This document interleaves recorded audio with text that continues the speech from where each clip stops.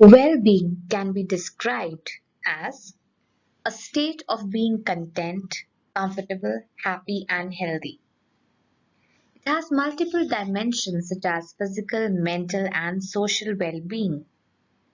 The synonyms usually associated with well-being are happiness, connectedness, wellness, and satisfaction. Well-being includes more positive affect, less negative affect, and having autonomy and control in one's life with having a purpose, personal development, self-acceptance, and good social relationship.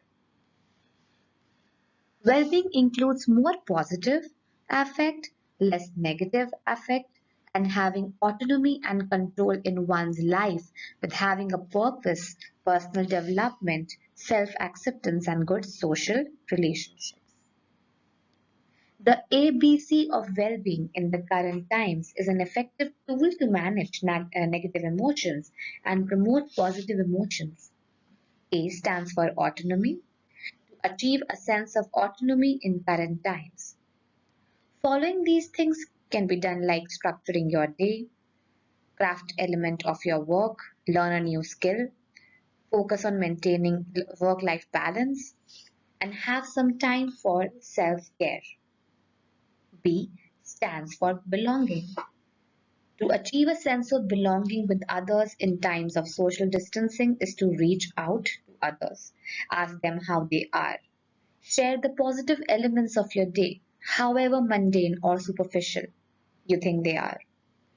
Ask for support and use technology to stay connected. C stands for competency.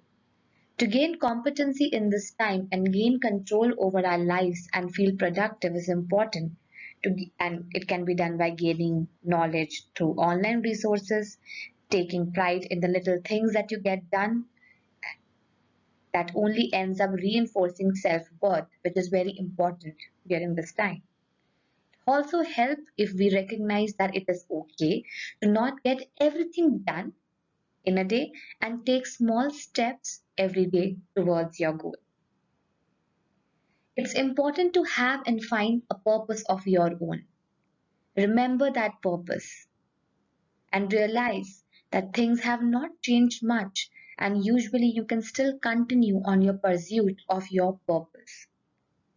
For those individuals whose life has been affected by this pandemic in a very serious way, it is essential to seek professional help and share your thoughts and feelings regularly. Attempt to build your resilience through physical, psychological, or spiritual help as it helps in facing hard times. Resilience helps us in bouncing back from stressful situations. Focus on the present moment. Whatever you are going through shall end, and focusing on the present will give you the opportunity to become your best self. Focus on doing the best we can, whatever means we have now, being realistic but staying positive. It is very easy to lose oneself in negative thoughts. It's important of not stressing about things that are not in your control. Learn to stay mindful and aware and sensitive to your mental health needs, and to take care of ourselves and others is important. It is also essential that our anxiety and fears related to the pandemic are well acknowledged, understood, and are not ignored by others and our government. The more we try to imagine the future, we can foresee how collectively our society may get reinvented by this pandemic. Pro-social values and helping behavior have poked up, leading to helping, sharing, donating, cooperating, and volunteering for the masses that have been hit worse due to the pandemic. Pro-social behavior instills well-being and feelings of wellness boosts up as individuals feel they have contributed to the common cause and feel a sense of unity and cohesiveness with all. It boosts the feelings of we-ness and brings people together in this adversity. Practicing self-compassion and gratitude have had great importance even in the past, and it's important as establishing positive mental health and well-being. There are different ways that self-compassion and gratitude can be practiced, which are treating yourself as if you were a small child, remembering that you're not alone in this, practicing mindfulness, giving yourself permission to be imperfect, giving yourself encouragement. It is also helpful to keep a journal or in some way note big and little joys of daily life. Other helpful ways can be writing down three good things, identify three things that have gone well for you, and identify the cause. Writing thank you notes to others. Thinking about people who have inspired you and what about them was most significant. All these are a few ways of practicing self-compassion. Before this pandemic, all of us had some purpose in life. If it can be studying to become somebody, providing safe future for our kids, building a dream home, or it could be anything. We need to remember that purpose and remind it to us.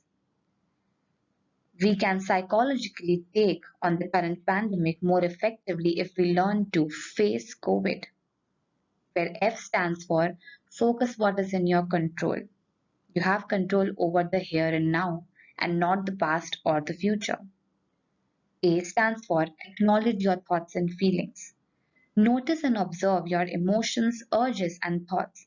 It can be helpful to act out or describe these to a younger person. C. Come back into your body. It may be helpful to move and notice your body sensations. E. Engage in what you are doing. Try to be present in the situation and focus your full attention back on the task at hand. C. Committed action. What can I do right now that improves my life for those I live with or for the people in my community? O is opening up.